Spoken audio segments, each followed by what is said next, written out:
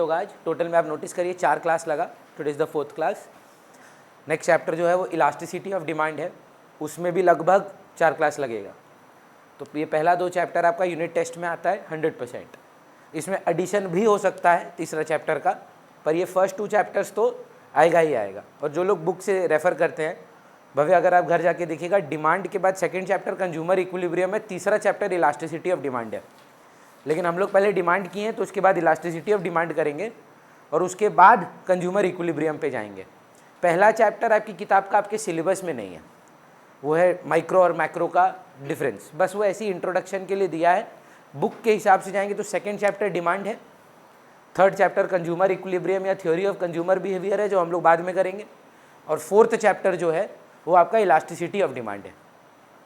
सो 2, 4 then 3, ये 2, 4, 3 का जो प्रोसेस रहेगा, इसमें आपका कंज्यूमर का पर्सपेक्टिव कंप्लीट हो जाएगा, जितना भी कंज्यूमर रिलेटेड बात है वो कंप्लीट हो जाएगा। और फिर जर्नी शुरू होगा प्रोड्यूसर के पर्सपेक्टिव का, और प्रोड्यूसर चालू करेंगे लगभग 3-4 महीना तक चलेगा। मतलब पकड़ लो पूरा समर ब्रेक तो ख़त्म हो जाएगा माइक्रो ख़त्म करने में। कुछ स्कूल्स में मैं आपको पहले ही बताया था फुल सिलेबस माइक्रो का आता है, और जो इनका 40 मार्क्स का कुछ टेस्ट हो जाता है कभी कभी, उनके सिलेबस में consumer plus 3 chapter of producer. मतलब वही है, अच्छा स्टार्ट मिला है एमपी बिरला एमबीएसवी दोनों को ही कि आप लोग का स्कूल अभी तक स्टार्ट नहीं हुआ है, तो जब तक स्कूल स्टार्ट होगा हमको लगता है डिमांड इलास्टिसिटी दोनों खत्म हो चुका होगा। कुछ स्कूल्स में क्लास 11 में ही डिमांड पढ़ा दिया होगा और कुछ स्कूल्स में बिगनिंग से स्टार्ट करेगा। So it's a good thing, आप अहेड रहेंगे। एंड प्रंजल, सुमेधा आपके संग हैं कि अलग अलग हैं आप लोग? हेलो, अच्छा सुमेधा आ गई। और हमको 1 करोड़ रुपया भी चाहिए भगवान, नहीं सुमेधा का नाम लिए सुमेधा आ गई, हमको लगा 1 करोड़ बोलेंगे 1 करोड़ भी आ जाता। एनीवे कभी कभी होता है ना, माँ सरस्वती बैठ जाती है तो बोल देना सही है 1 करोड़ फॉर 1 डे। ओके, क्या पता आ जाए, बोलने में क्या जाता है। चलिए मैं और भव्य पहले जहाँ तक हम लोगों ने बातें की हैं उसका रिविजन करेंगे, and then we are going to start with the new aspects. Tell me Bhavya, what is the first thing that we did? What was that sir?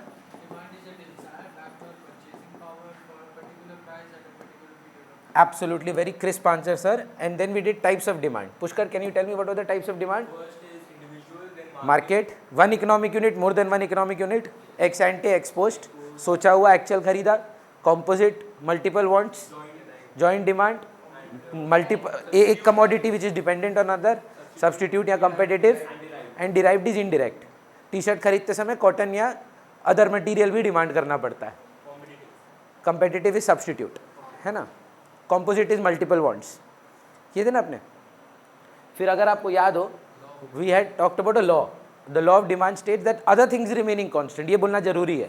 और हाँ ना में जाइए, आप अदर आप जानते हैं, now you know those others, the 10 others that we did, factors affecting individual and factors affecting market demand, वो 10 अदर्स अब आप जानते हैं। तो उनको अगर हम कांस्टेंट रखें, फिर अगर प्राइस को बढ़ाएं तो quantity demanded, not demand, quantity demanded कमता है और प्राइस कमने पे क्वांटिटी डिमांडेड बढ़ जाता है। अदर फैक्टर्स, अच्छा अदर फैक्टर्स करने से पहले डे 1 के एंड में हमने किया था exception to the law of demand, जहाँ था article of snob appeal, show off वाले गुड्स, वेबलन इफेक्ट जहाँ पे क्वालिटी और प्राइस रिलेशनशिप, एमरजेंसीज, इसमें सबसे इंपॉर्टेंट था Giffen goods, that in most inferior product with which the consumer is spending his majority income, so when the price of such goods fall he can not substitute in more of it, so therefore he shifts to the better quality product. So law of demand doesn't hold true. Then we also did future expectations and change in fashion. Taste and preference determinant है, change in fashion exception है। वो language अगर गलत लिखेंगे तो marks cut जाएगा। जो heading book में है वो हेडिंग होना चाहिए आपके पास। If I'm not wrong, then we did something known as factors affecting demand and we divided them into 2 parts, price and others. Others में सबसे पहला 4 पॉइंट था factors affecting individual demand. Income of the consumer के 3 part थे, normal goods, inferior goods, inexpensive necessities of life. Normal goods में देखा होगा आपने, इनकम बढ़ने पे डिमांड बढ़ता है, इनकम गिरने पे डिमांड गिर जाता है, एक पॉजिटिव रिलेशनशिप होता है। इन्फीरियर गुड्स में इनिशियली इनकम बढ़ने पे डिमांड बढ़ता है, पर एट वन पॉइंट वो फिर कम हो जाता है, बैक पीछे चला जाता है, बैकवर्ड बेंडिंग हो जाता है। और इनएक्सपेंसिव नेसेसिटीज ऑफ लाइफ में आपने देखा था कि पहले इनकम बढ़ता है थोड़ा सा तो डिमांड थोड़ा सा बढ़ेगा, पर उसके बाद स्ट्रेट हो जाता है। फिर था test and preferences, self explanatory था। प्राइस ऑफ रिलेटेड गुड्स में 2 थे भव्या, सब्सटीट्यूट कॉम्प्लीमेंट। सब्सटीट्यूट में पॉजिटिव रिलेशन है, कॉम्प्लीमेंट्स में इनवर्स। सब्सटीट्यूट में पॉजिटिव कैसे है भैया, चाय का दाम बढ़ेगा ना तो कॉफ़ी का डिमांड भी बढ़ जाएगा, चाय का प्राइस कमेगा तो कॉफ़ी का डिमांड भी कम हो जाएगा, पॉजिटिव रिलेशनशिप है। कॉम्प्लीमेंट्री में इनवर्स है कि पेट्रोल का दाम गिरने पे डिमांड ऑफ कार बढ़ जाता है और पेट्रोल ऑफ प्राइस बढ़ने पे पेट्रोल का डिमांड कम हो जाता है। फिर था कंज्यूमर्स एक्सपेक्टेशन। ये 4 पॉइंट के बाद हमने किया था फैक्टर्स इफेक्टिंग मार्केट डिमांड, जो लास्ट क्लास में बात हुआ था। उसमें हम लोगों ने बात किया था credit facilities, government policy, size and composition of population, income distribution और क्लाइमेटिक फैक्टर्स और डेमोन्स्ट्रेशन इफेक्ट। ये हम लोगों का बात हुआ था लास्ट क्लास। उसके बाद एक इंपॉर्टेंट क्वेश्चन जहाँ पे हम लोग क्लास एंड किए थे, why is the demand curve downward sloping. कोई भी कर्व डाउनवर्ड स्लोपिंग क्यों होता है, नीचे की तरफ कोई कर्व क्यों जाता है, ऐसा क्यों होता है? जब इनवर्स रिलेशनशिप होता है, वेरी गुड। तो प्राइस कमने पर क्वांटिटी बढ़ता क्यों है, प्राइस बढ़ने पर क्वांटिटी कमता क्यों है? नमन का आंसर था, हमको याद है, या कोई बच्चा बोला था आप ही के बैच में कि भैया दाम कमने पे जेब में पैसे बच जाते हैं, तो जब पैसे बच जाते हैं हम ज़्यादा खरीद सकते हैं। इसको क्या नाम दिए थे याद है पुष्कर? हाँ, रियल इनकम। पर उस पॉइंट का नाम क्या था?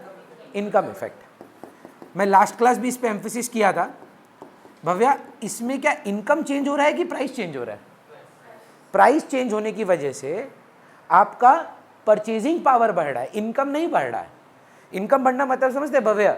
हाँ, इनकम बढ़ने का मतलब मेरे न्यू स्टूडेंट्स आए हैं, वो है इनकम में परिवर्तन, प्राइस कांस्टेंट है। इनकम बढ़ने की वजह से मैं ज़्यादा टी शर्ट ले रहा हूँ, वो कौन सा फैक्टर है?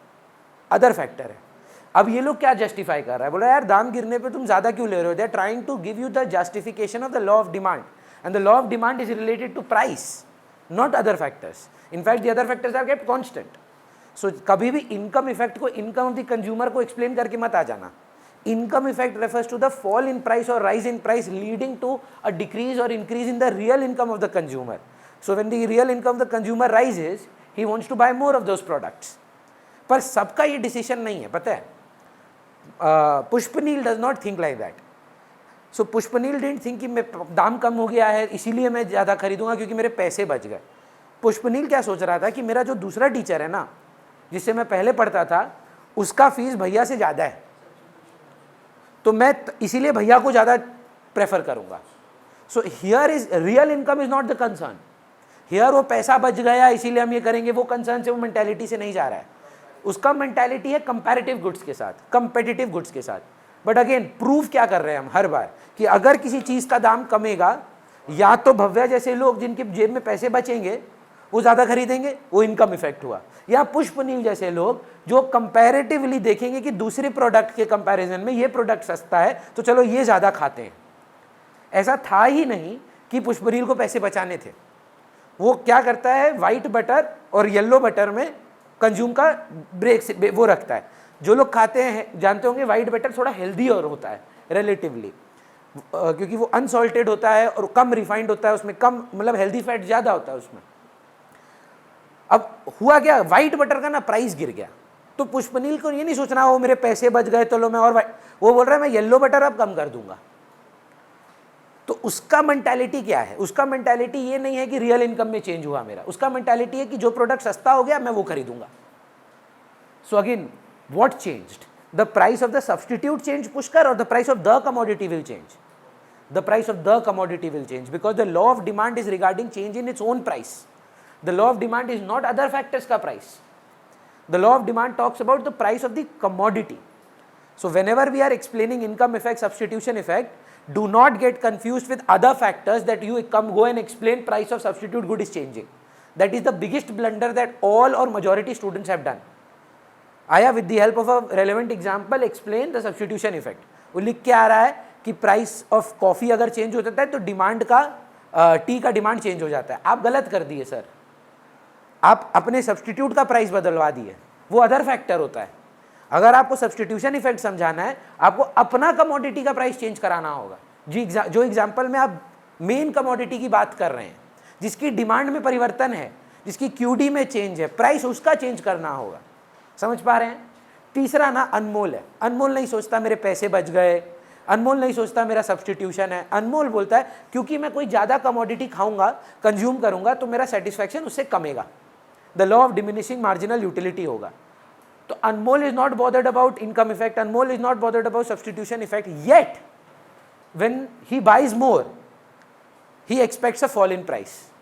Why? Because when as a consumer, whenever you are going to constantly buy more of the same product on regular intervals, you are going to get fed up with it. मैंने आपको examples बहुत सारे दिए थे law of DMU के, लेकिन मेरा favourite example Pushkar वो था जिस दिन मतलब 2019 में हुआ था शायद, इसी टाइम पे हम बाहर गए थे मेरे हनीमून पे, हम ग्रीस गए थे। और मैं आपको बता रहा हूँ मेरे को ना यूरोपियन खाना मतलब जो कॉन्टिनेंटल खाना होता है बहुत पसंद है।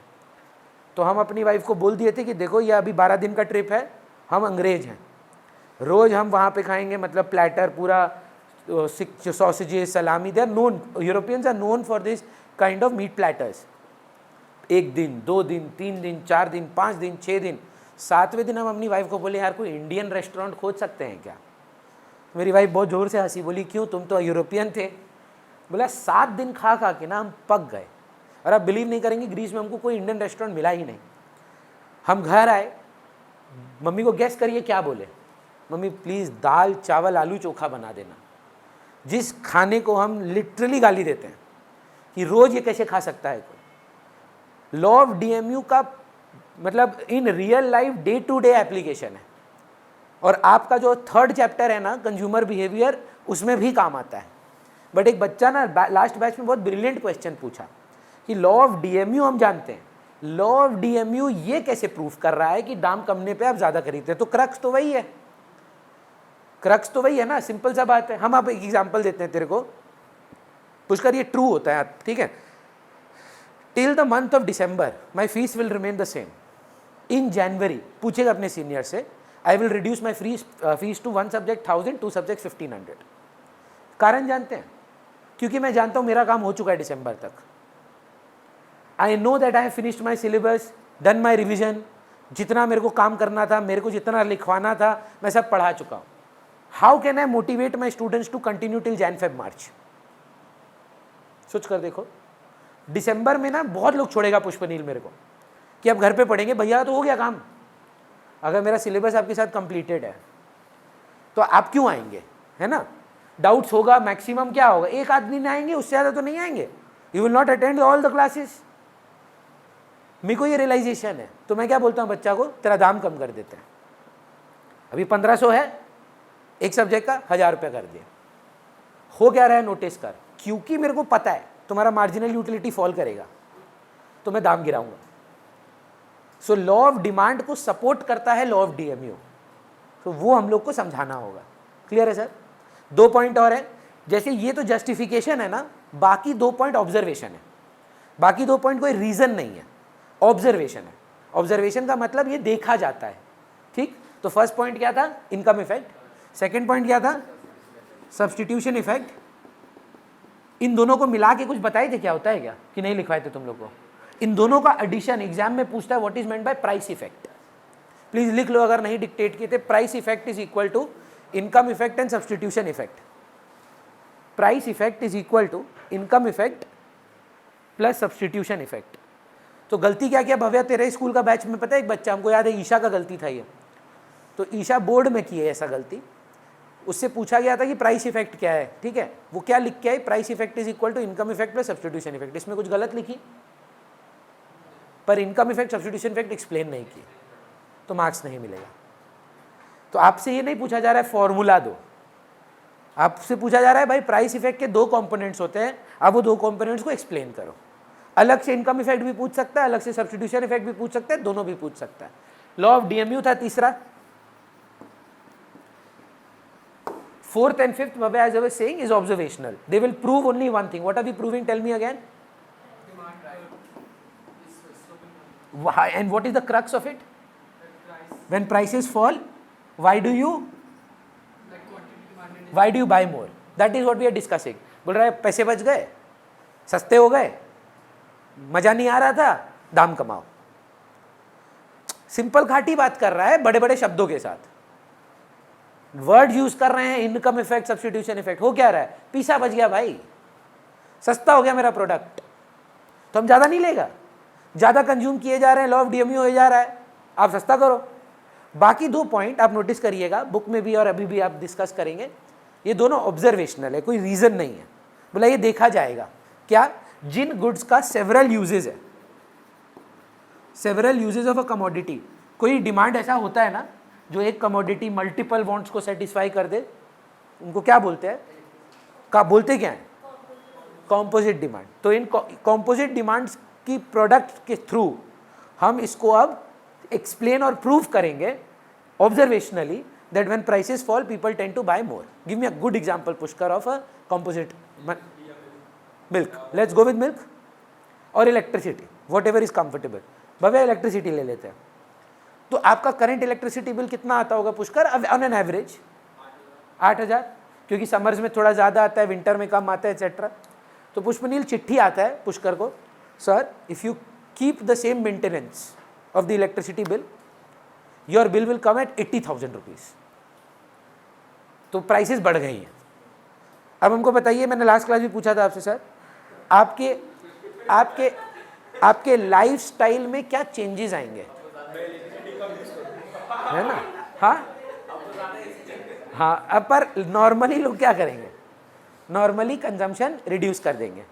जो भी अननेसेसरी सामान के लिए यूज़ किया जा रहा है, जैसे एक बच्चा मिल्क बोला and Pushpneel clearly goes to the gym, तो सर हम लोग जो लोग भी जिम जाते हो, एक मतलब फैसिनेशन बोल लीजिए, एक ऑब्सेशन प्रोटीन को लेके बहुत होता है।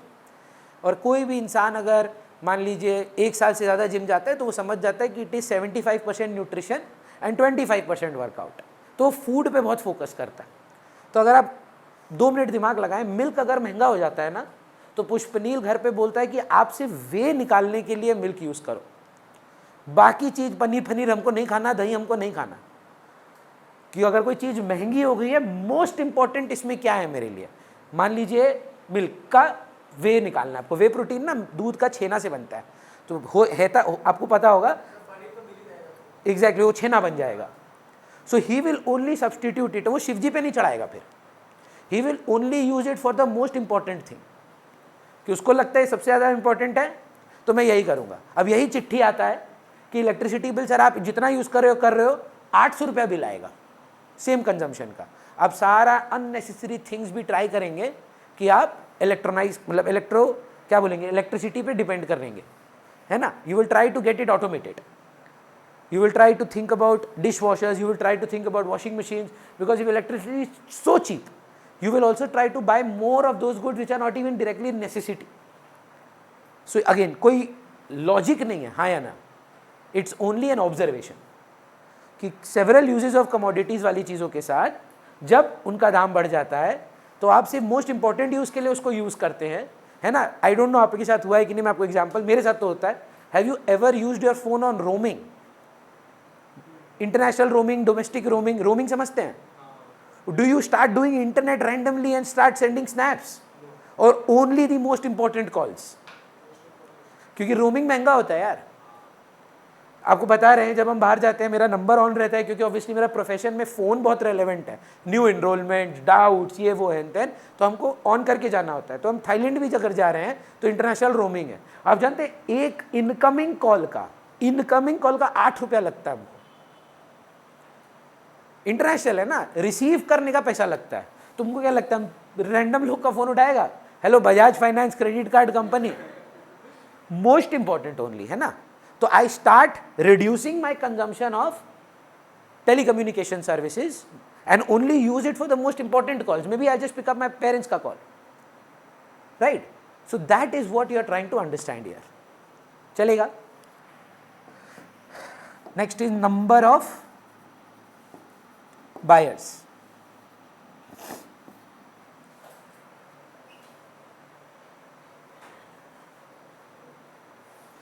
क्या करना है? नहीं, पंखा बंद करने बोल रही है शायद पुष्पनील। ऊपर एक रेगुलेटर है, दोनों रेगुलेटर ऑफ कर दे। रेगुलेटर के पास वाला, हाँ ये भी कर दे, बगल वाला भी कर दे। हाउ मेनी ऑफ यू मतलब ऐसा नहीं है कि you hate the iPhone, you just don't buy it because it's like a very expensive commodity and it doesn't justify the price. If you ask me, I am actually a big fan of the iPhone. It's just that I don't like the concept of charging 1,50,000 rupees because you are a big brand.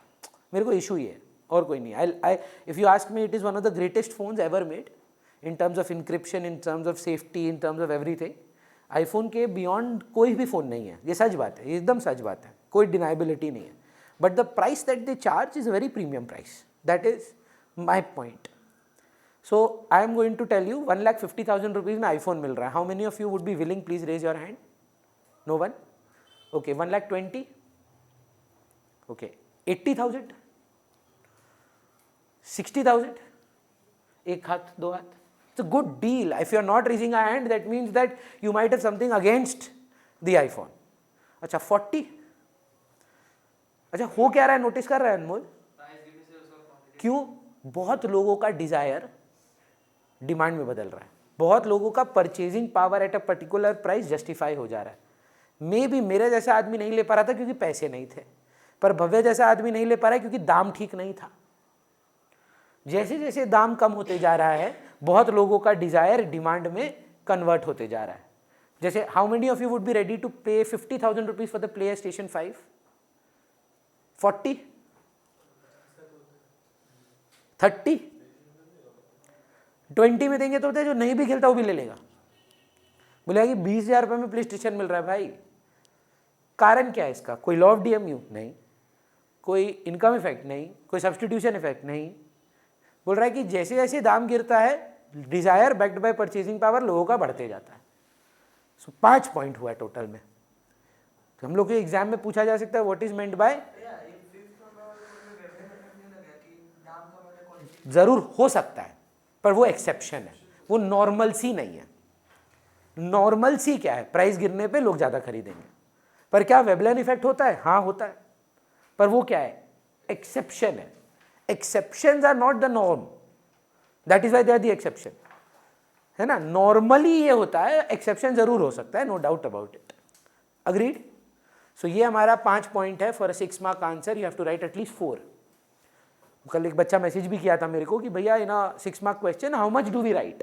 Commerce में जैसे 6 marks का में 6 ही लिखना पड़ता है, पर eco में 6 mark के आंसर के लिए 4 पॉइंट्स लिखते हैं हम लोग, क्योंकि एक एक पॉइंट आप नोटिस करेंगे इलेबोरेटेड होता है. कॉमर्स जैसा रट्टा हुआ नहीं होता है. जैसे आप कॉमर्स में आंसर लिखते हो, बहुत शाणे लोग मतलब जानते हैं, तो management is all pervasive.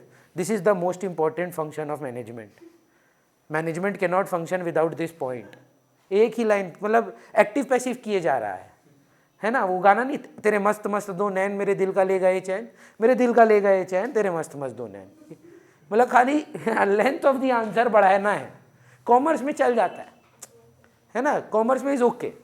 But with economics don't start with this is the most important. नहीं, आपको पता है most important. You come to the point, direct answer start करेंगे और उसके हिसाब से लिखेंगे, है ना? वी डोंट हैव टू मतलब increase the length of the answer for the sake of it. So यहां तक बात हुआ हमारा. सर एक चीज बस 2 चीज बचता है और देन हम लोग का डिमांड फर्स्ट खत्म हो जाता है. लिखिए, चलिए नंबर ऑफ बायर्स डिक्टेट कर देते हैं. When the price of a commodity falls, अच्छा आप नोटिस कर पा रहे हैं ना, एक नंबर ऑफ यूजेज है वो अलग पॉइंट है, कॉम्पोजिट डिमांड वाला वो, है ना? और एक है number of buyers. Number of buyers वाला लिख रहे हैं. When the price of a commodity falls, a lot of consumers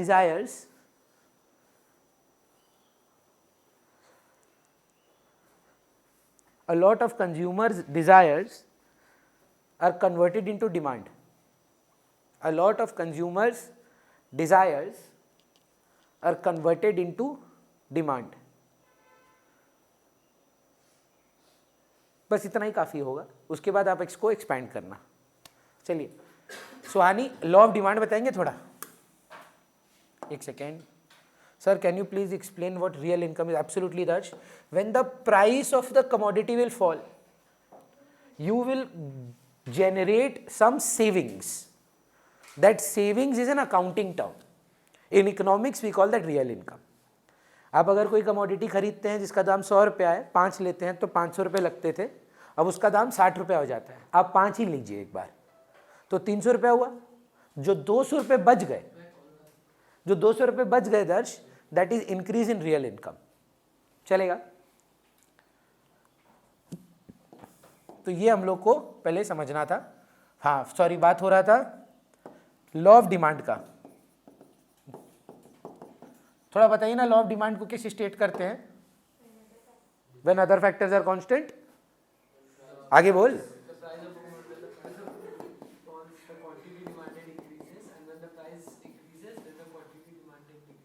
तो देखो, तुम बिलीव नहीं करेगा, बोर्ड में 6 मार्क का क्वेश्चन काफी कॉमन है। कितना स्टूपिड होगा पुष्कर, कोई लिख के आया law of demand states other things remaining constant, price rise quantity fall, 6 mark में छोड़ दिया। कितना मिलेगा तेरे को लगता है? 1 मार्क। 6 मार्क के आंसर के लिए थोड़ा लंबा आंसर बनेगा। तो भैया क्या आंसर होगा? तो मैं आपको बता रहा हूँ कि आपका आंसर का पैटर्न क्या है। सबसे पहले स्वानी आप लॉ को स्टेट करेंगे, और जब लॉ को स्टेट करेंगे तो एरो फैरो कुछ नहीं, प्रॉपर वर्ड्स में स्टेट करेंगे। That when price rise quantity falls, price rise मतलब पूरा स्टेट किया। कोई भी लॉ को, इकोनॉमिक्स में रूल है ये, रूल, कोई भी लॉ को अज्यूम एक्सप्लेन करने से पहले आपको सारा अजम्पशंस मेंशन करना पड़ेगा। तो लॉ को स्टेट करेंगे, फिर अजम्पशंस देंगे। बुक छोड़ दीजिए ना, हम रीड कराएंगे आपको बुक से पक्का क्लास के बाद। भव्या अजम्पशंस में क्या होगा? Other things remaining constant. वो अदर्स का पहला पॉइंट क्या था? Income is constant. Second point क्या था? Test and preference. Taste and preference is assume to be constant. Third point क्या था? नो गवर्नमेंट पॉलिसी का मतलब समझ रहे हैं? मारपीट हो जाएगा। नो गवर्नमेंट पॉलिसी का मतलब कि गवर्नमेंट का कोई पॉलिसी नहीं है। No change in government policy, है ना? No change in government policy, no change in related goods. जितना अदर पड़े हैं उसमें से कोई भी 6 उठाओ और बोलो परिवर्तन नहीं होगा। तो 6 में से कोई भी 6 अजम्पशन लिखना है, एक्सप्लेन नहीं करना है। No change in income, no change in taste and preference, no change in consumer credit facility, no change in size and composition of the population. कोई भी 5 ठो अदर्स के आगे नो चेंज लिख देना, चलेगा? ये first part. Second part, third part is called the demand schedule. Demand schedule का डेफिनेशन पहले आप लिखिए, मैं डिक्टेट करता हूं। पहले देखेंगे डिमांड शेड्यूल होता क्या है। ये है मिस्टर पुष्कर, क्या नाम है तेरा? बिनानी। ये है मिस्टर भाव्या शर्मा, और ये है मिस्टर अनमोल अग्रवाल।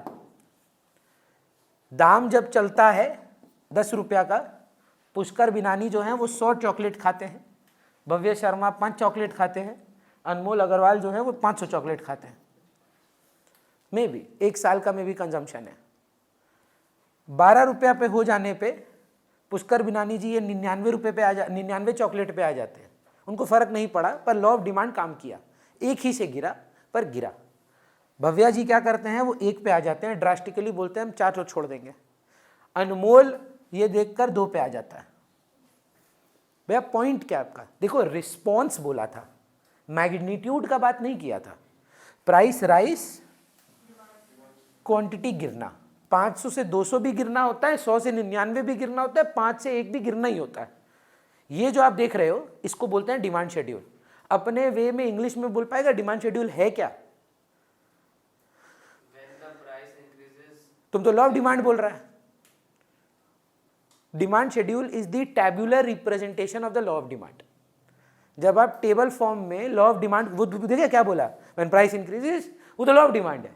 बोला जब न्यूमेरिकली टैब्यूलर फॉर्म में आप लॉ ऑफ डिमांड को दर्शाएंगे उसका नाम होगा डिमांड शेड्यूल। अगर सिर्फ इंडिविजुअली पुष्कर का देखें तो कौन सा है? इंडिविजुअल की मार्केट। अगर इंडिविजुअली भव्या शर्मा का देखें तो, और इंडिविजुअली देखें तो अनमोल का है। लेकिन व्हाट इफ हम बोले कि आरकेसी का तीनों स्टूडेंट है, तीनों को मिला के बताओ, तो 10 रुपया में टोटल कितना है? 100, 5, 500, 605 मार्केट डिमांड हुआ। 99, 100, 102, लॉ ऑफ डिमांड इधर भी काम कर रहा है। प्राइस कमा बढ़ा, क्वांटिटी गिर गया, इंडिविजुअली भी और मार्केट में भी। तो भैया करना क्या है नेक्स्ट? डिमांड शेड्यूल एक्सप्लेन करना है। लिखिए the tabular representation of the law of demand, the tabular representation of the law of demand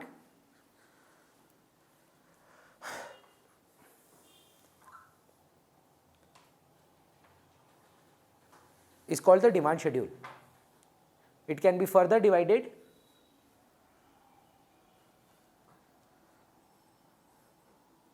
into individual and market demand.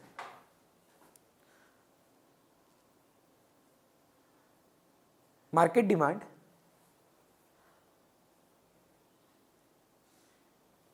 is the, देखिएगा वर्ड को समझिएगा Swani, horizontal summation of the individual demand. Market demand is the horizontal summation. Horizontal summation समझ में आता है, plus करते गए. तो इंडिविजुअली पुष्कर का 100, भव्या का 5, अनमोल का 500. मार्केट हॉरिजॉन्टल समेशन एडिशन, तो बोल रहा है मार्केट का कितना हुआ, बोला तीनों को ऐड कर. Correct sir. इंडिविजुअल डिमांड चलेगा. समेशन इज टोटल ना, SUMMATION.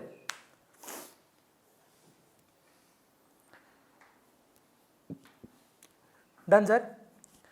तो पहला क्या एक्सप्लेन करेंगे, लॉ ऑफ डिमांड, फिर कोई भी 5, फिर कितना दो, इंडिविजुअल एंड मार्केट. इंडिविजुअल बनाना भी होगा, कोई भी नंबर.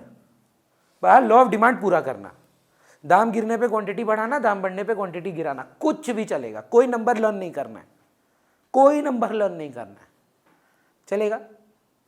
फिर नेक्स्ट लिखेंगे लास्ट डिमांड कर्व.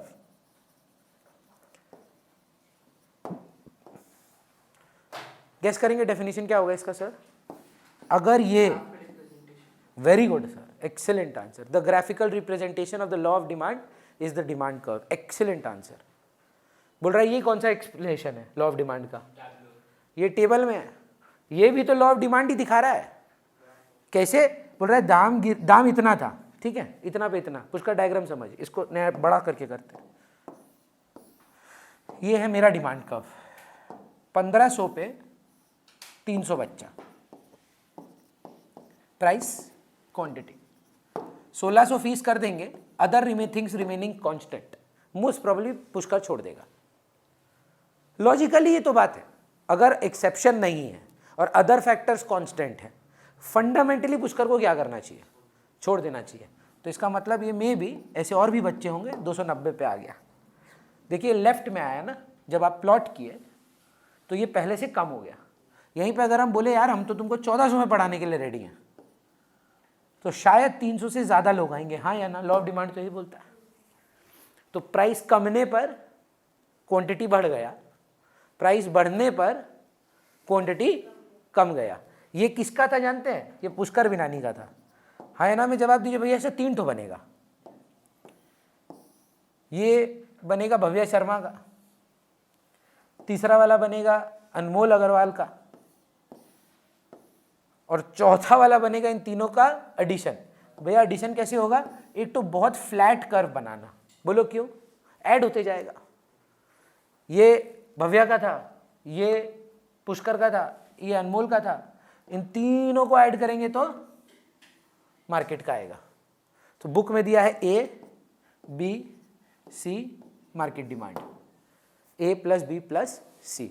6 मार्क के आंसर में लेडी भव्या हम लोग सबसे पहले desire backed by purchasing power at a particular price for a particular period of time explain करेंगे, अजम्पशन देंगे.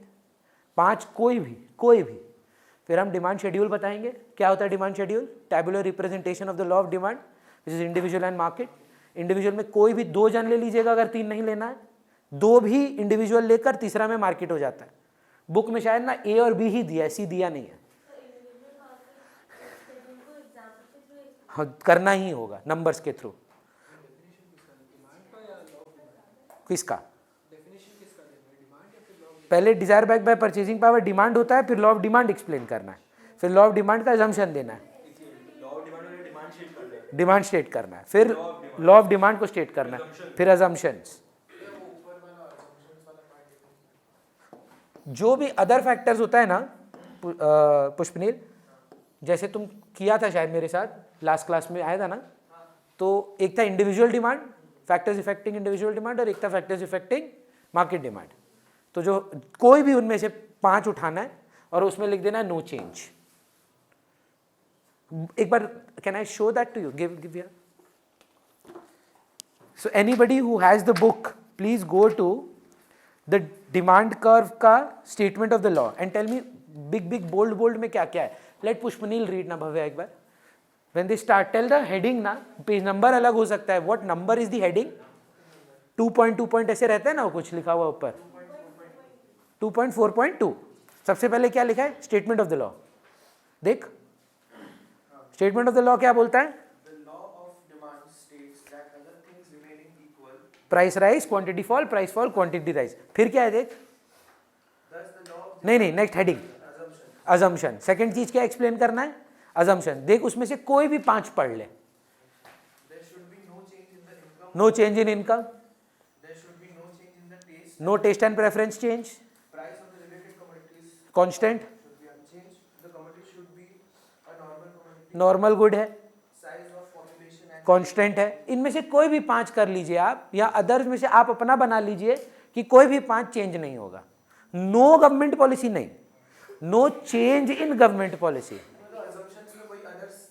हाँ, ये नहीं लिखिएगा no taste and preference, no change in taste and preference.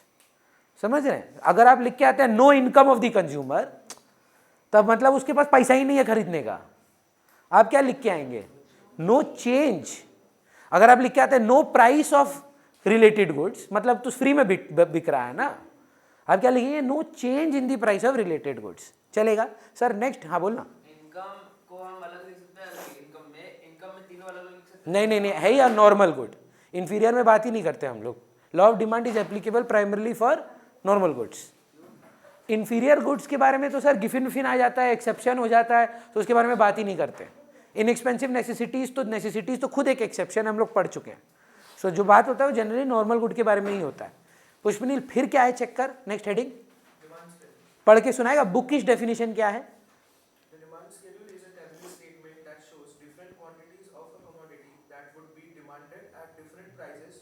That is the law of demand. But what representation? Tabular. Sir individual market दोनों दिया होगा, check कर टेबल में। इंडिविजुअल डिमांड नहीं, आपको ना हम नोट्स देंगे, दिए ही होंगे ग्रुप में, उसमें आप नोटिस करिएगा क्वेश्चन आंसर फॉर्मेट में नोट्स है और बगल में लिखे कितना मार्क का क्वेश्चन है। अब जैसे ये चैप्टर खत्म होगा, आपका होमवर्क होगा उसको एक अच्छी कॉपी में फेयर अप करना, और जो आपकी क्लास वर्क कॉपी होगी जिसमें आप रनिंग नोट्स लेते हैं वो अलग कॉपी होगी, और जहां से आप लर्न करेंगे वो आपकी कॉपी अलग होगी जिसमें फेयर अप कॉपी होगी। बुक को टच ही नहीं करते हम लोग। Book is your reference point to see that whether what I am teaching is complete and correct. We don't study from the book, we verify from the book, है ना। हो सकता है आपको मैं अगर कुछ भी बोल दूं, मैं अगर आपको बोलूं डिमांड ना श्री राम आके बोल के गए थे कि डिमांड का ये डेफिनेशन है, आप तो मान ही लोगे, आपके पास ऑप्शन ही नहीं है कुछ। तो to make you believe that what you are studying is correct, we refer the book. There is no other reason go to see the book in both accountancy, economics and third math. You don't need the book. आप notice करिएगा लोग अपनी sheets देते हैं, लोग अपना पढ़ाते हैं, पर हाँ बुक क्यों लगता है? सम्स बनाने के लिए लग सकता है, अच्छा मटेरियल हो तो लग सकता है, रीडिंग मटेरियल चाहिए तो लग सकता है, पर समझने के लिए आपको किताब कभी नहीं लगेगा। लर्न करने के लिए सिलेबस में कुछ छूट तो नहीं गया भैया, आपसे कुछ भूल, इंसान ही है ना, भूल तो ही सकता है, तो वो भूल ना कर रहे हैं ना, तो वो कंफर्म कर ले रहे हैं। चलिए फिर आता है कर्व। कर्व का एक्सप्लेनेशन सर वो पढ़ेगा।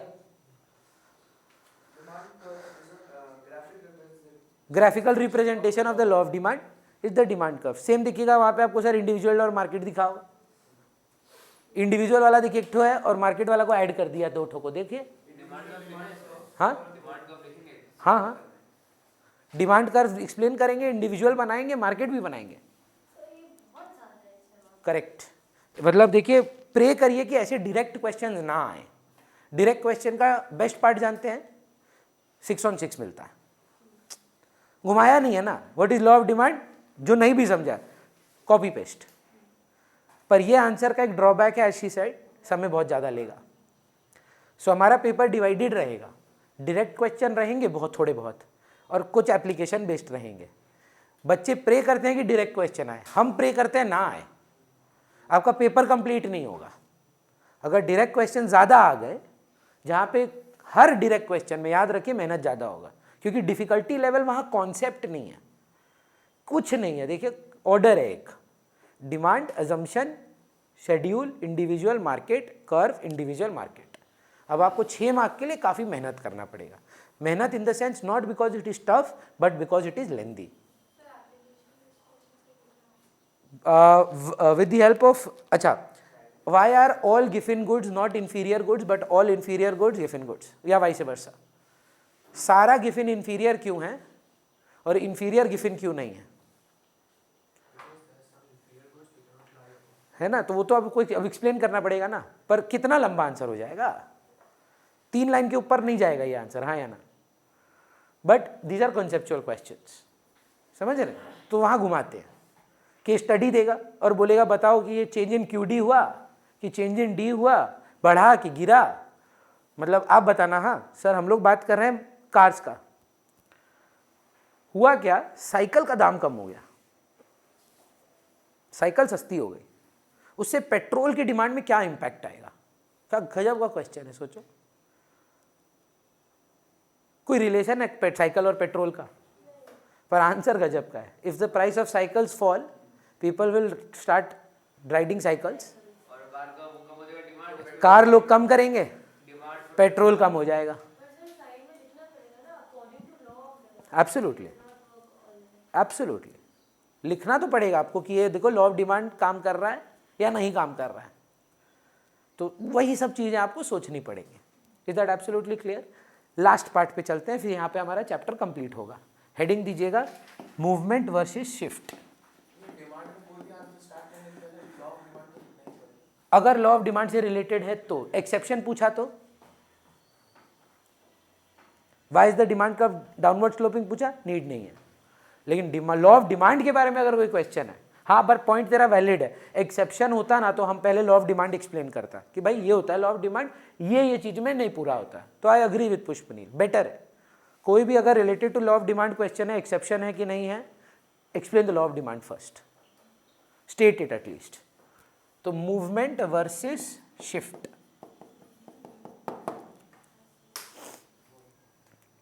चलेगा? देखिएगा मूल ढंग से समझिएगा, बहुत इंपॉर्टेंट और डिफिकल्ट बात बोलेंगे हम। ये क्या कर्व हुआ, इसका नाम क्या है? नहीं नहीं, अब कौन सा कर्व हुआ?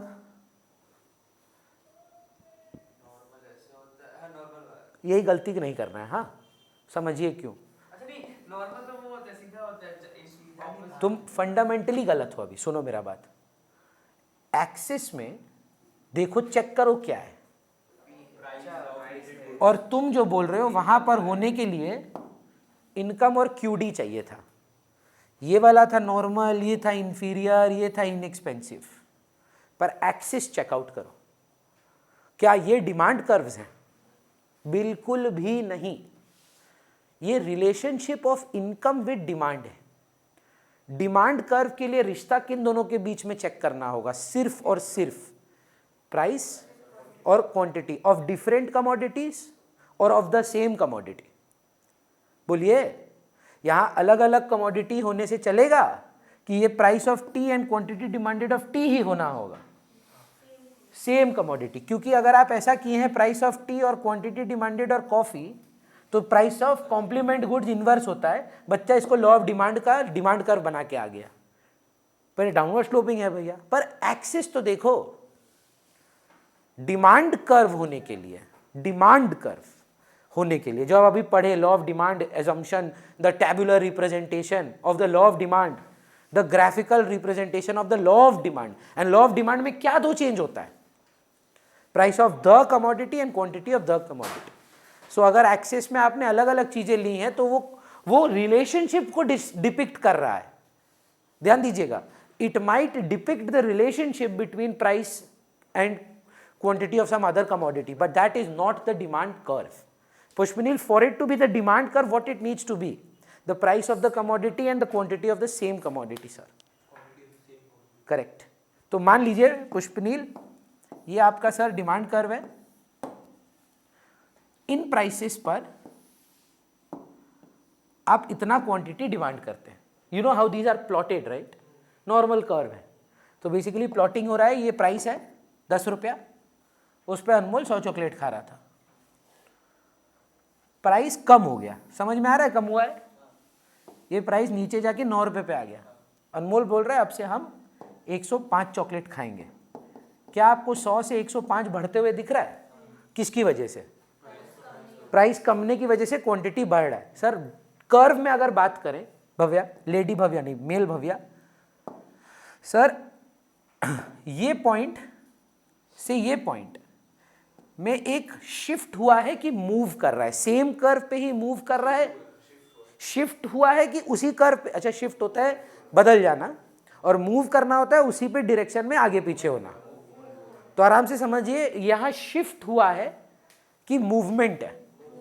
कैसा मूवमेंट है? अपवर्ड मूवमेंट है कि डाउनवर्ड मूवमेंट है? Downward movement will cause what sir? बढ़ेगा कि कमेगा? बढ़ेगा. कोई कौन सा, क्यूडी की डी? तो फिर से बोल, डिमांड बढ़ेगा कि क्वांटिटी? क्वांटिटी. तो फिर से पूछते हैं, प्राइस कमने की वजह से एक डाउनवर्ड मूवमेंट आएगा कर्व में, that will lead to a QD का increase. Very good answer. QD का increase. Let's see some synonymous game खेलते हैं, ठीक है? लेडी भव्या, इंग्लिश तो बढ़िया होगा आपका बहुत. इंक्रीज इन क्वांटिटी के लिए, इंक्रीज शब्द के लिए कुछ सिनोनिम्स दीजिए ना. Rise, okay.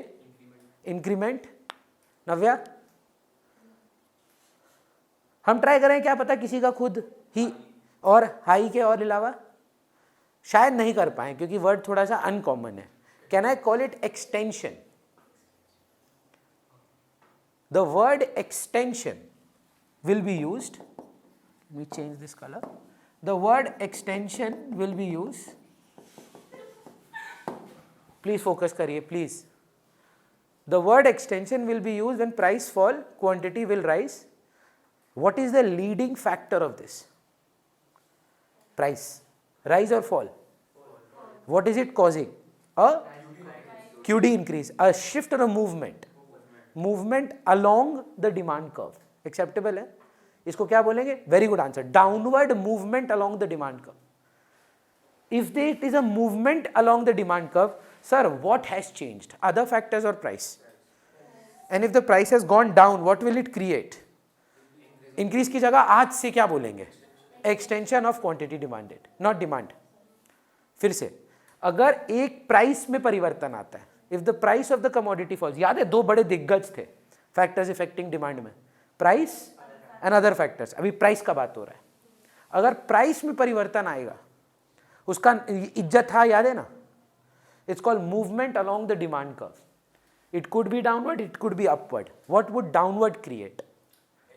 Extension of quantity demanded. Sir संभव है कि नहीं? ये 12 रुपया का हो गया और 12 से आप 100 के लेफ्ट हैंड साइड में आ गए. डिक्रीज की जगह कोई अच्छा वर्ड सोच. आंसर करेक्ट है तेरा, पर डिक्रीज शब्द गलत हो जाएगा. और कुछ ऐसा, if something x tends and what would be the other? Contracts. So this would be contraction of demand. अच्छा गलत बोले हम, करेक्ट करो हमको. हम बोले contraction of demand. Quantity demanded, movement along the demand curve के दो हिस्से हैं, extension, contraction. Why would extension happen? Correct. Why would contraction happen? Upward movement और price rise. दाम के परिवर्तन को बोला गया है movement along the demand curve. परिवर्तन दो प्रकार के होंगे, extension, contraction.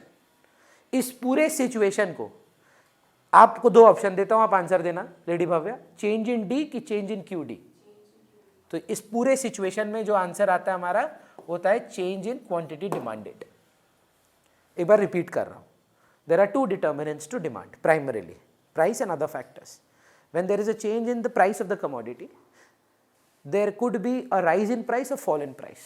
A rise in price would make an upward movement that would create a contraction.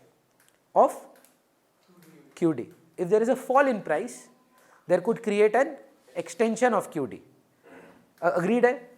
ये situation को दो word में बोला जा सकता है. It is also called movement along the demand curve, and any changes would be called change in QD. बोलिए. आप बनाएंगे मैम, कोई भी दिया नहीं जाएगा आपको. आप रैंडमली कोई प्राइस लेंगे, रैंडमली उसको इंक्रीज करेंगे, रैंडमली डिक्रीज करेंगे, वही एक्सप्लेनेशन देंगे. You don't have to plot the numbers, it would work with A B C D also. It may not be 10, 9, 8, ये तो आपको समझाने के लिए है. It could be P0, P1, P2, Q0, Q2, Q1. Numbers are not relevant. Numbers तो आपको सिखाने के लिए बता रहा हूँ. कोई नीड ही नहीं है सर.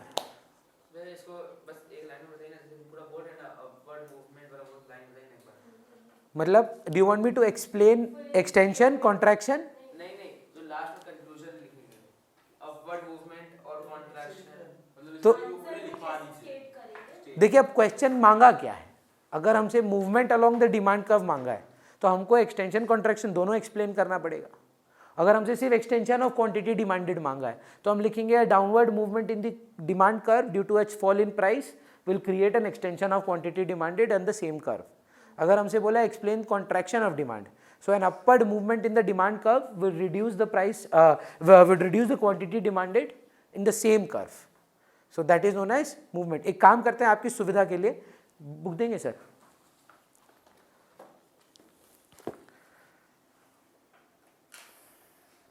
यहाँ एक्सपेंशन और कॉन्ट्रैक्शन दिया है, बस एक बार पढ़ के सुनाइए ताकि अनमोल को थोड़ा कॉन्फिडेंस आए कि भैया लिखेंगे कैसे. ध्यान से सुनिएगा. हाँ, एक्सपेंशन सब सुनिए एक बार. Everybody please listen. बुक में क्या एक्सपेंशन को डिफाइन किया है लो. Quantity demanded of a commodity, not demand. Quantity demanded of a commodity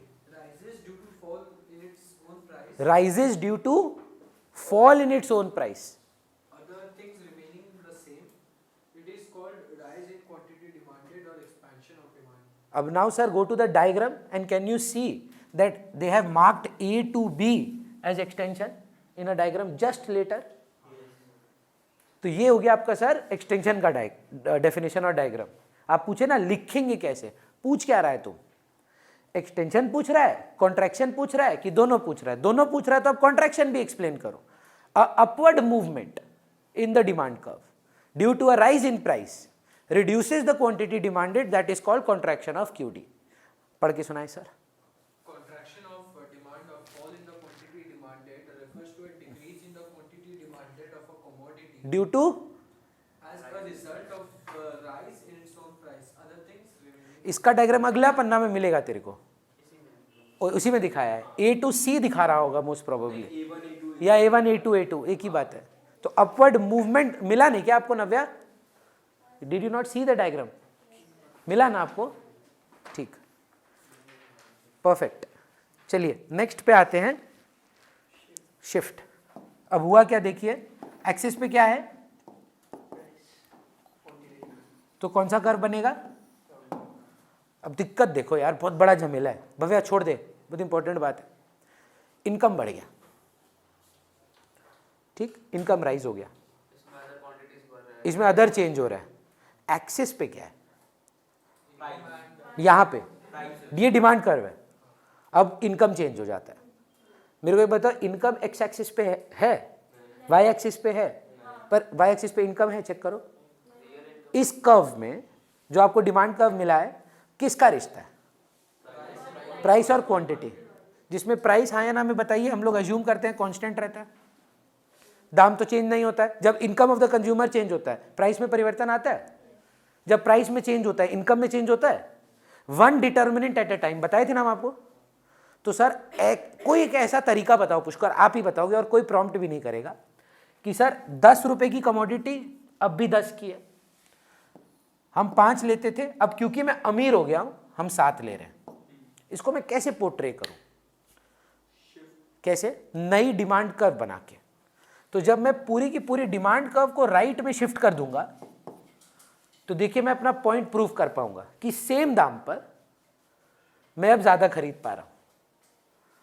ये जो आप राइटवर्ड मूवमेंट की जगह वर्ड यूज करेंगे, राइटवर्ड शिफ्ट देख रहे हैं, एक नया कर्व बनाना पड़ जा रहा है। This is called increase in demand. Increase in QD की डी।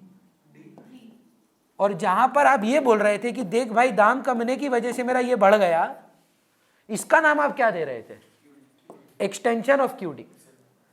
तो sir other factor has changed, income has change, taste and preference has changed. तो एक बच्चा मेरे को बहुत अच्छा लगता है अपने में कैसे देखो अपने आप को जस्टिफाई करता है और मतलब अपना कहानी बनाता है। शिफ्ट में भैया दो डायग्राम बनेगा, मतलब दो कर्व बनेगा। मूवमेंट में एक ही में दिखा सकते हैं, उसका एनालिसिस एकदम सही है, पर वो रीजन बस समझ लो क्यों। मूवमेंट में एक ही में संभव है क्योंकि जो चेंज हो रहा है ना दोनों उसी एक्सिस में है। प्राइस बढ़ता, क्यूडी कमता, प्राइस कमता, क्यूडी बढ़ता, तो आप एक ही कर्व में दिखा सकते हो। आपने वाई एक्सिस को कांस्टेंट कर दिया और अब आपको एक्स एक्सिस बढ़ाना है, तो संभव ही नहीं है कि आप एक कर्व में दिखा पाओ, वहां से आपको इंक्रीज दिखाना पड़ेगा। सिमिलरली सोचा हम गरीब भी तो हो सकते हैं, तो अगर इंक्रीज है तो डिमांड गिरने का मतलब क्या होगा? डिक्रीज। अब आप समझ पा रहे हैं वो शब्द डिक्रीज क्यों नहीं यूज कर सकते थे नव्या आप? क्योंकि decrease in economics means something else and contraction means something else. In English it is the same. If I say my weight has contracted and my weight has decreased, in English would it be different or same? But in economics if I say I have a change in D and change in QD, it means different. If I say my quantity demanded has extension, you have to understand it is that price fell. But if I say no, it was increase, you will say price constant था, भैया कुछ और हुआ है, हमको नहीं पता क्या हुआ है, पर अदर फैक्टर्स चेंज हुआ है। हो सकता है आप अमीर हो गए, हो सकता है आपका टेस्ट एंड प्रेफरेंस आ गया, हो सकता है कॉम्प्लीमेंट का दाम कम हो गया, हो सकता है सब्स्टिट्यूट महंगा हो गया, कुछ भी हो सकता है, पर आपका डिमांड राइटवर्ड शिफ्ट करेगा। ये सिचुएशन को पुष्पनील दोनों को शिफ्ट इन डिमांड बोलते हैं। तो मैं I will come back to Anmol's issue because as a student I understand what he was trying to say. Exam में लिखना क्या है? एग्जाम में ना अलग अलग वेरिएशन क्वेश्चंस है। मोस्ट कॉमन क्वेश्चन गेस कर रहा है what is the difference between movement and shift। तो सबसे पहले देखिए एक टेबल फॉर्म में बनाइएगा, यहां पर मूवमेंट बेसिस ऑफ डिस्टिंक्शन, हाँ हम बेसिस लिखेंगे, आंसर आप लोग करेंगे। हाँ चेंज क्या होता है मूवमेंट में?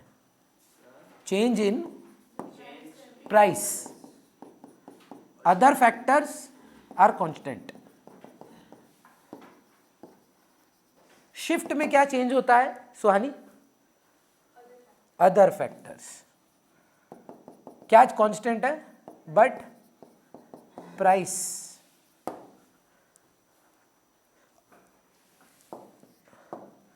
It is called change in QD demand.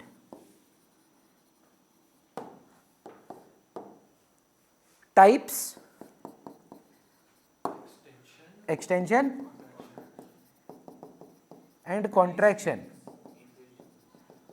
उसके क्या दो अब वो हैं? Increase decrease.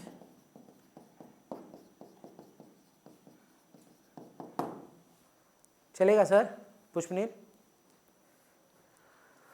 ये एक ही कर्व में दर्शाया जा सकता है, बस तीन अलग प्राइसेस चाहिए। ये हो गया एक्सटेंशन, ये हो गया कॉन्ट्रैक्शन। नीचे जाए दाम, बच्चा बोलता है नीचे जा रहा है तो कॉन्ट्रैक्शन। अबे प्राइस नीचे जा रहा है, डिमांड क्या हो रहा है? बढ़ रहा है ना। अच्छा बेटर वर्ड, क्यूडी क्या हो रहा है? बढ़ रहा है। तो क्या बोलेंगे? डाउनवर्ड मूवमेंट को क्या बोलेंगे? कॉन्ट्रैक्शन की एक्सटेंशन। ये डाउनवर्ड मूवमेंट तो प्राइस का है, पर एक्सटेंशन तो क्वांटिटी का हो रहा है। तो बच्चा बोलता है डाउनवर्ड मूवमेंट तो फिर कॉन्ट्रैक्शन होना चाहिए। Downward movement of price leads to QD का क्या? एक्सटेंशन, इंक्रीज नहीं। And upward movement of price leads to contraction of QD. यहां पर कैसे दर्शाएंगे पुष्कर?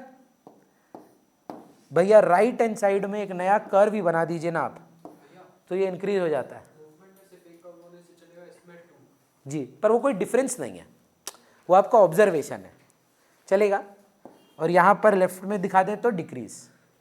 बुक में ना एक टेबल इनका अपना भी है, इनका भी सुन लेते हैं, क्या पता हमसे मिस कुछ हो गया हो, है ना। आई थिंक मूवमेंट और शिफ्ट का डिफरेंस इंक्रीज और डिक्रीज का है। अच्छा, इंक्रीज डिक्रीज तो आप समझ ही गए, एक जगह राइट है एक जगह लेफ्ट है, यहाँ नहीं है शायद बुक में, पर एग्जाम में पूछेगा तो अब आप लिख पाएंगे। 4 पॉइंट है, डुएबल है पुष्कर। देखो देख के लग रहा है नॉट वेरी कन्विंस्ड। हाँ, डायग्राम चौथा होगा। इसमें डायग्राम आपको समझा नहीं चल रहा है जो डिफरेंस के रूप में। पहले देखिए ये कौन सा कर्व है, ये कौन सा कर्व है। अब से जब भी हम पूछेंगे सवाल, आपसे जब भी हम पूछेंगे सवाल, आप बोलेंगे भैया पहले बताओ एक्सेस में क्या है। क्योंकि अगर यहाँ प्राइस ऑफ कॉफी और यहाँ क्वांटिटी डिमांडेड ऑफ टी है तो ये सब्स्टिट्यूट या कॉम्प्लीमेंट का डायग्राम बन सकता है। अगर ये इनकम और क्वांटिटी डिमांडेड कर दूं, ये इंफीरियर गुड्स का अपर पार्ट बन सकता है। आपकी एक्सिस डिटरमाइन करेगी ये कौन सा कर्व है। तो कभी भी अगर मैं आपसे पूछूं ये कौन सा कर्व है, आप मेरे को काउंटर क्वेश्चन करोगे, भैया पहले बताओ एक्सिस में क्या है। एक्सिस में प्राइस ऑफ कमोडिटी और quantity demanded of the commodity है।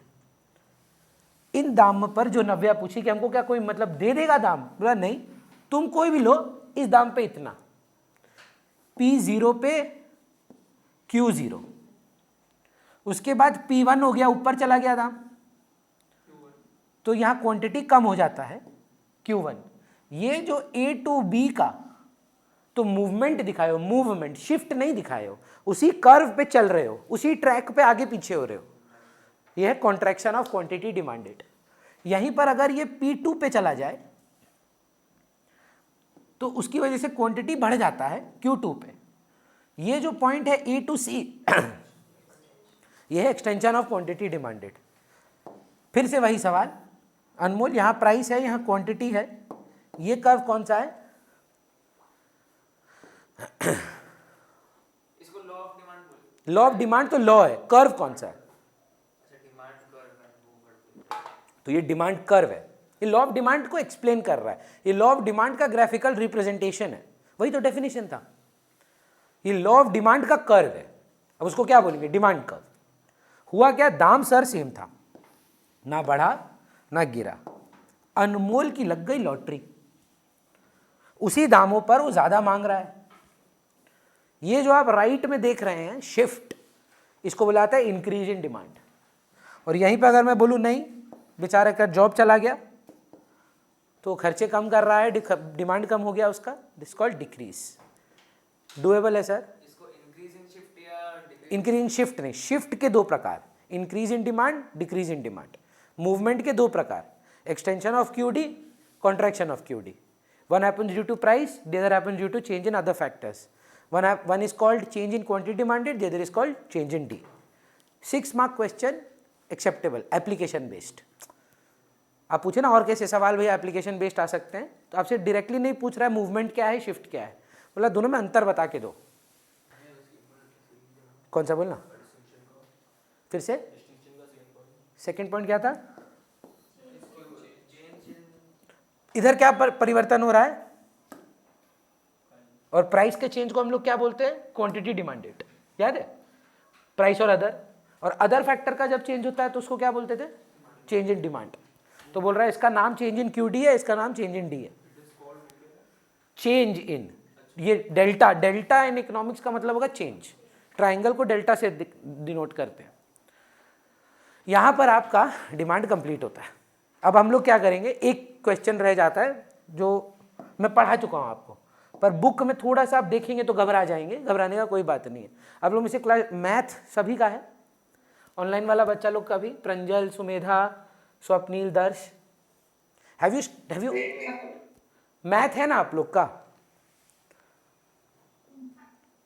हाँ हमको लगता है किसी किसी का नहीं हो सकता है, हम उनको समझा देंगे। Have you done any chapter called functions, तो डेरिवेटिव में देखा होगा आपने शायद, डेरिवेटिव्स में। तो फंक्शन करने का मतलब अगर आप कभी किए हैं तो सर एक इक्वेशन दिया जाता है और बगल में ना एक्स का वैल्यू दे देता है, तो हम लोग उसमें जहाँ जहाँ एक्स है उसमें वो सब्स्टिट्यूट कर देते हैं। भैया पॉइंट क्या है आपका, फंक्शन का मतलब होता है that number is dependent on this. तो मेरे को एक बात बताओ, व्हाट इज डिमांड फंक्शन? मैं हिंदी में बताता हूँ, what is your demand dependent on. अगर आपसे पूछा जाए डिफाइन डिमांड फंक्शन, तो what is it meaning? What is your demand dependent on, what would be your answer? And price. Factors affecting demand को लोग कंफ्यूज करने के लिए both, when they are showing factors affecting demand ही लिखा है ना तुम, वो तो जब चेंज हो रहा है तुम बोल रहे क्या चेंज हो रहा है उसके बेसिस पे क्यूडी की डी। पर अदरवाइज जब पहला क्वेश्चन लिखे थे factors influencing demand, determinants of demand, उसका एक और नाम दे दिया ये लोग, demand function.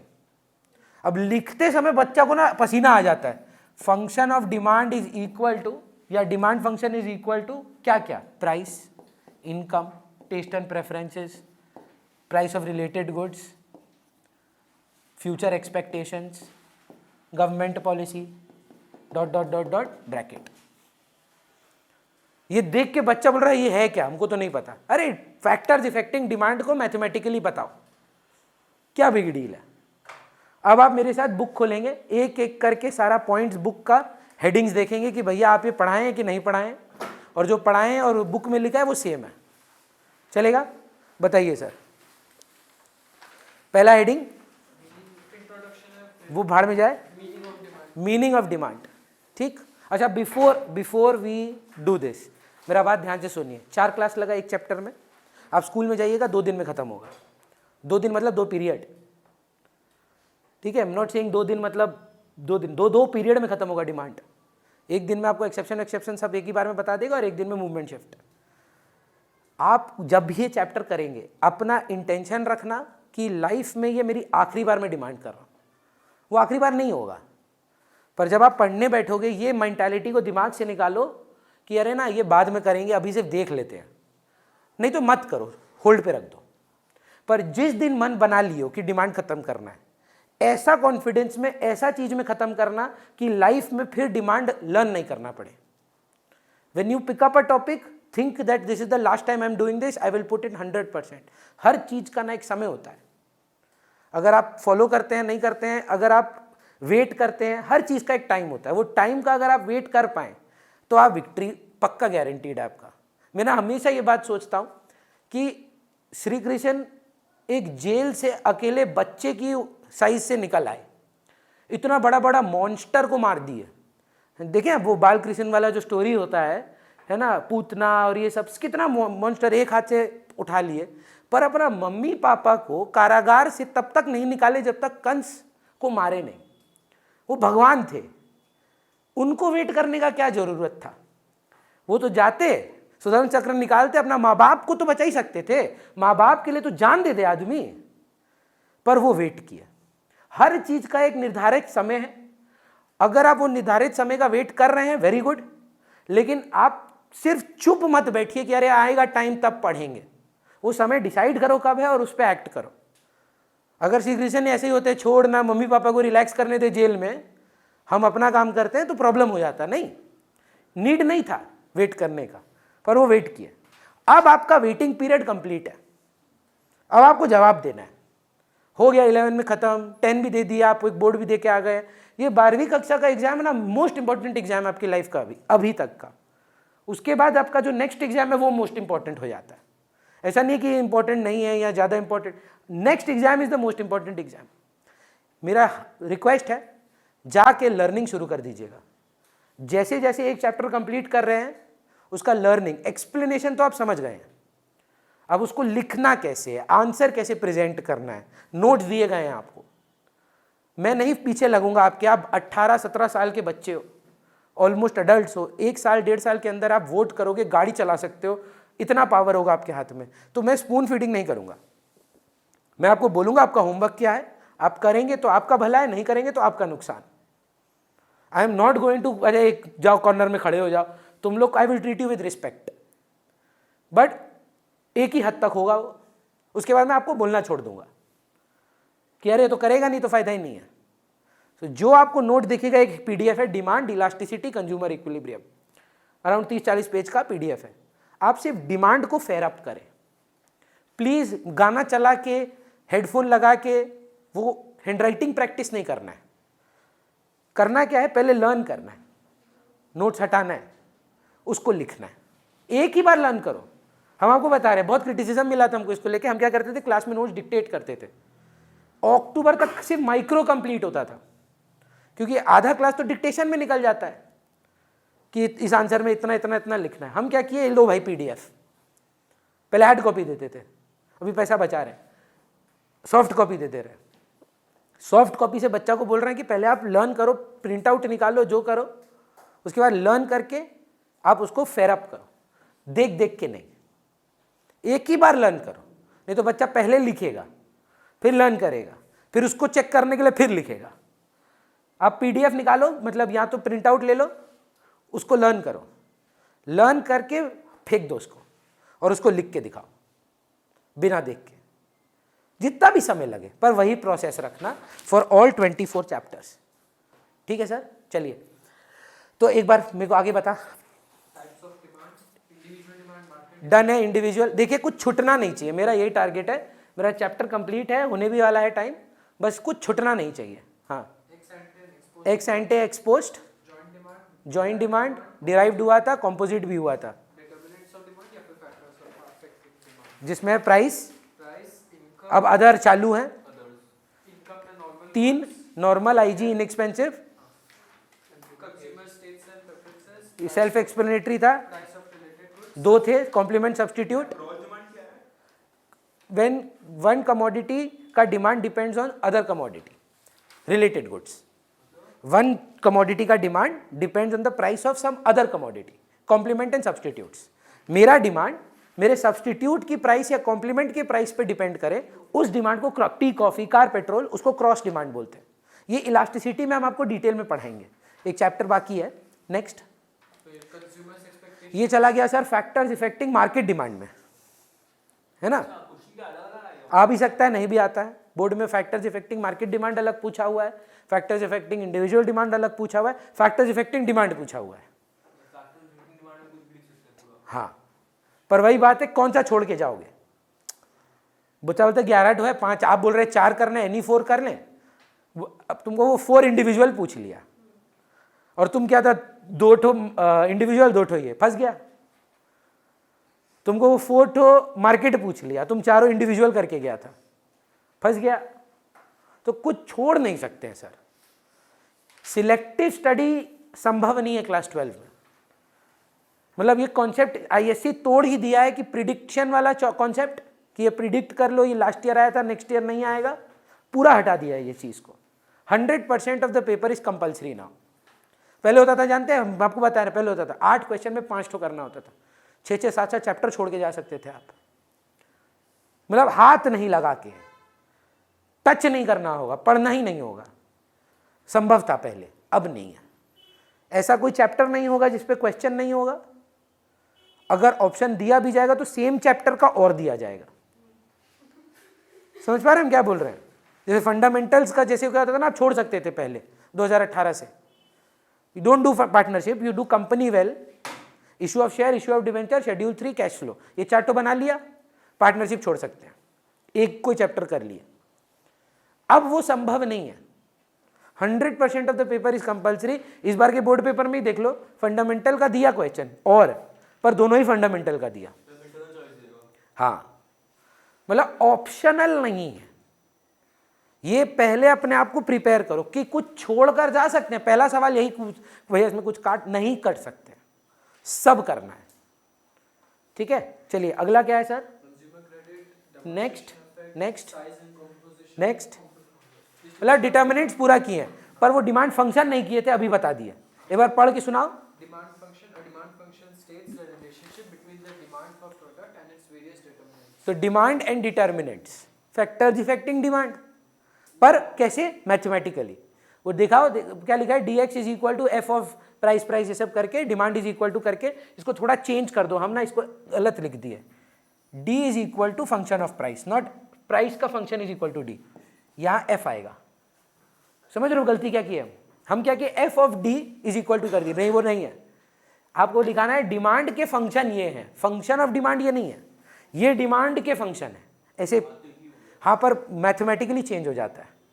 Next, Law stock demand statement, वो जानते हैं हम लोग, अजम्पशन जानते हैं, demand schedule individual market, curve individual market, फिर reasons for downward slope, law of DMU, DMU, income effect, substitution effect, income effect substitution मिला के प्राइस इफेक्ट, फिर several uses, number of buyers, फिर exceptions to the law of demand, article of snob appeal, Giffen, given expectation, expectation, emergency, emergencies, effect, Veblen, change in fashion, फिर movement along the demand curve, movement में कितना प्रकार, इस बार पूरा पूछ कर आप, मूवमेंट में कितना प्रकार, 2, कौन कौन सा, नहीं नहीं बोलेगा, रुको, हाँ आराम से, मूवमेंट क्यों होता है, किसकी वजह से, जब कॉन्ट्रैक्शन और एक्सटेंशन है ना, बस अपने आप को थोड़ा प्रेशर दे, हो जाएगा।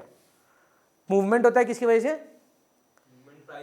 प्राइस की वजह से, प्राइस की वजह से कितना चीज हो सकता है, एक्सटेंशन और कॉन्ट्रैक्शन, उसको और क्या बोल सकते हैं, चेंज इन, बोलेगा रुकना, 100% बोलेगा, change in quantity demanded. Shift क्यों होता है, मे बी नहीं, एंड अदर फैक्टर्स में चेंज हो जाता है। राइटवर्ड शिफ्ट क्या होगा, इस तरफ डिमांड इंक्रीज हो जाता है। लेफ्टवर्ड शिफ्ट क्या होगा, डिक्रीज इन डिमांड, है ना। इसको क्या बोलते हैं, चेंज इन क्यूडी की डी, चेंज इन डी। ये लर्न करना होगा, हाँ रटना नहीं है, पर हाँ ये जो अब कोई हमसे पूछे हम अपना पूरा चैप्टर वर्ड में समझा दें। लास्ट ईयर किए थे हम, आपको नाम तक दे सकते हैं और उनका रिजल्ट हम आपको दिखाएंगे। आपके ऑप्शन के ऊपर है, सुन लो, हम नहीं बोल रहे हैं करना है नहीं करना है, तुम्हारे को ऑप्शन दे रहे हैं। Around last year ISC eco में 70 बच्चा था जो आईएससी इको में था, ओनली इको या इको एंड अकाउंट्स। उन 70 में से खाली 12 या 15 लोग ये काम किया है साल भर।